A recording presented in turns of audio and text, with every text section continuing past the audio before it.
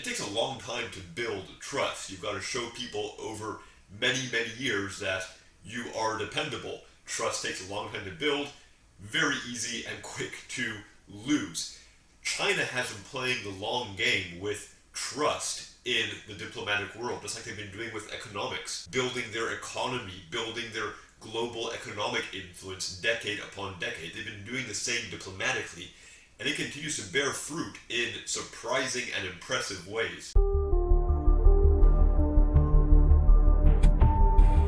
Hi, thanks a lot for watching. If you like what I'm doing, please be sure to click the like button and subscribe to the channel. I would really appreciate it. There's been some very impressive news coming out of West Asia lately with this diplomatic agreement between Saudi Arabia and Iran, brokered by China. I'm going to read a little bit from the AP here. Iran-Saudi Arabia deal casts China in unfamiliar global role.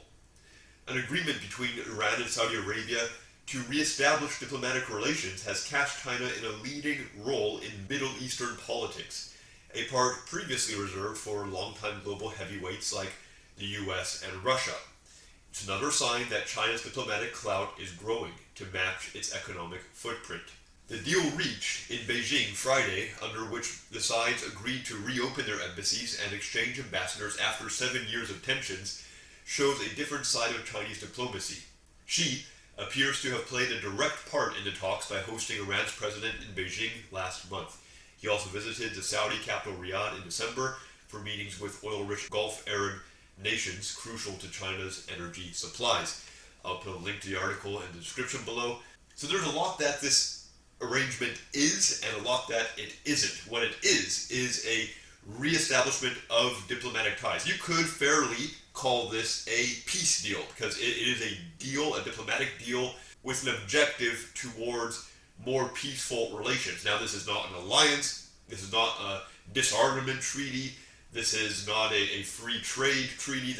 Nothing significant as far as agreements or cooperation between Saudi Arabia and Iran has happened here. But what is happening is a reversal of the previous slide towards aggression between the two, as they've been fighting proxy wars really in Syria, in Yemen, and a lot of behind-the-scenes intelligence and diplomatic efforts against each other.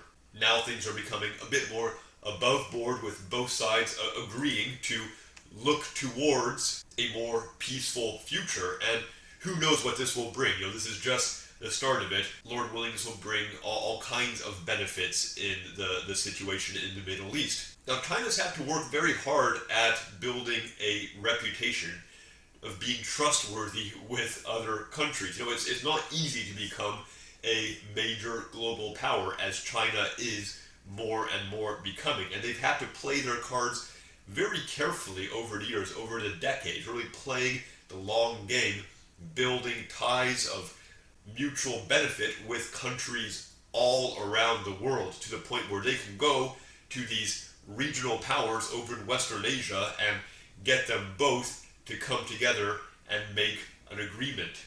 Because China is on good terms with Saudi Arabia and Iran, and they both look to China as a trustworthy and friendly nation who takes their interests seriously. Now, this is of course something that the United States can do, could be doing, and has done. But it is a little more difficult with the US political system, like we saw in the United States-Iran deal, where they were working towards kind of bringing Iran into the fold, normalizing relations with Iran, and that was all undone. Same thing happened between the United States and Cuba, where work done by the Obama administration was simply undone and not respected by the Trump administration.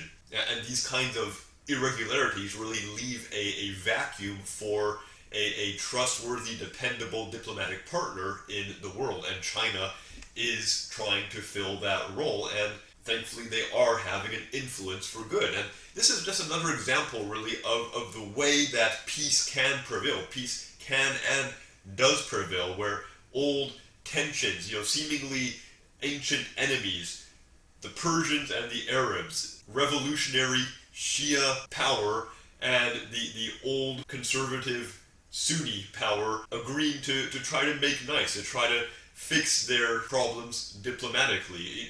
None of these things are impossible. None of these things are just the way they are and the way they're always going to be. There always is hope. There always is a forward-looking possibility towards something better. Now, I'm happy to see these kind of things, and I'm sure you are too.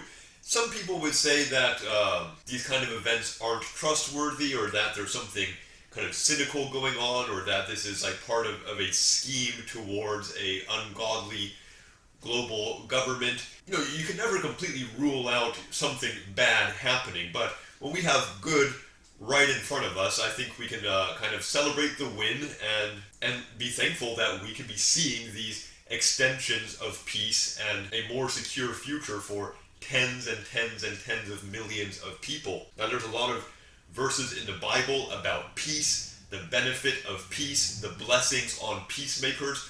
I'm not going to get into those scriptures. I'm sure you're familiar with them. You can easily look them up. I do like to read some verses, though, when I do these segments, and I'm going to read one here from the first epistle of John, chapter 3, where he says, "Little children, let no man deceive you. He that doeth righteousness is righteous, even as he is righteous. He that committeth sin is of the devil, for the devil sinneth from the beginning. For this purpose the Son of God was manifested, that he might destroy the works of the devil."